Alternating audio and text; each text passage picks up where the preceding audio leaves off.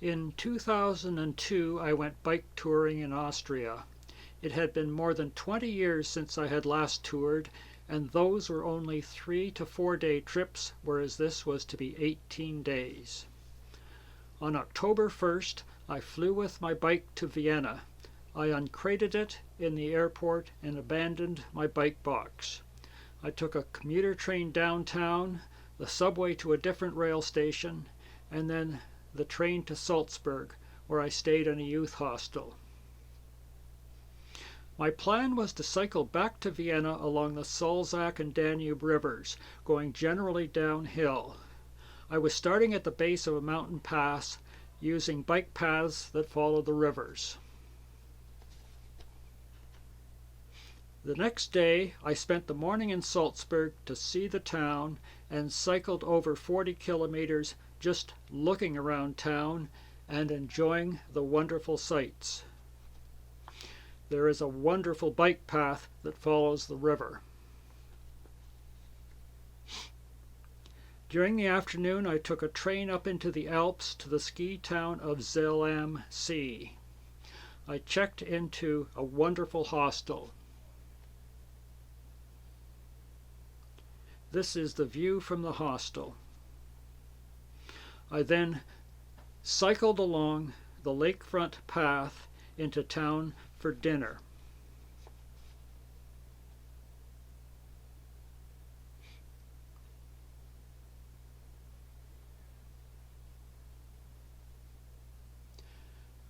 The next day I took a narrow gauge train to the town of Krimmel and began my touring. The first leg of the trip was from Krimmel back to Zell am See. I didn't have to carry a lot because I was staying a second night in the hostel and was able to leave most of my stuff there.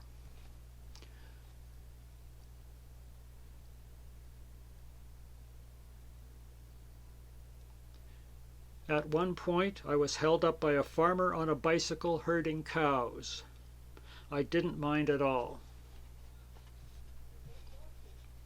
My fourth day was a 66-kilometer cycle to the town of Werfen.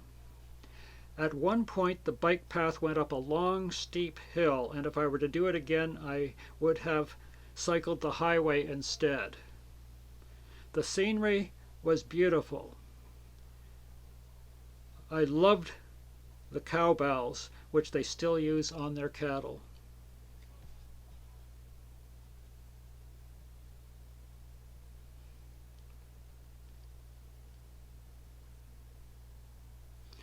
Werfen is a small town, and it was rather early for a rest day, but there were 2 sites I wanted to visit, so I spent 2 nights there.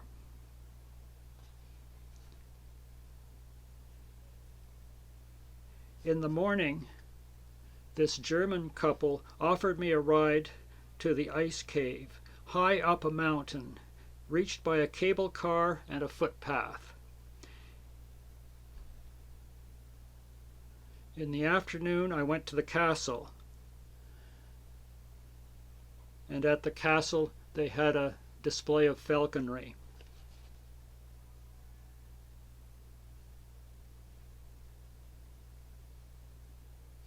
I spent the next 4 days cycling downriver to Passau, which is on the Danube.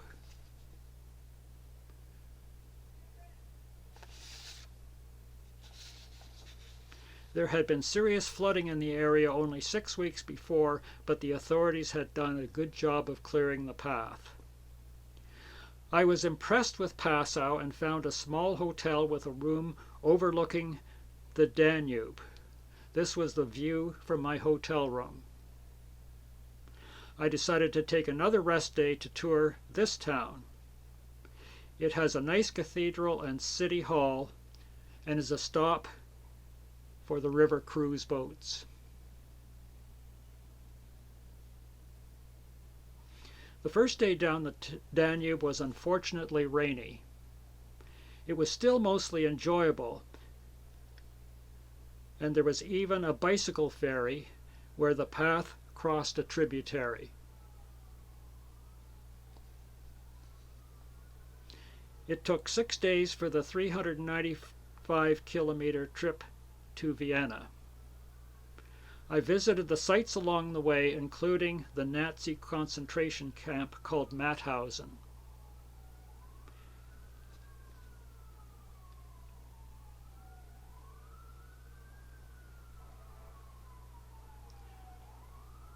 At Melk, I toured the beautiful Benedictine Abbey.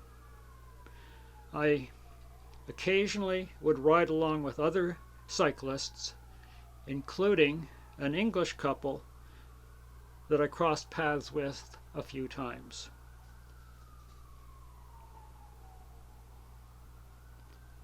I had a rest day in Vienna, but had to spend half the time procuring a bike box and preparing my bike for the flight home. In the time I had left, I toured the central city and visited the palace of the Habsburgs.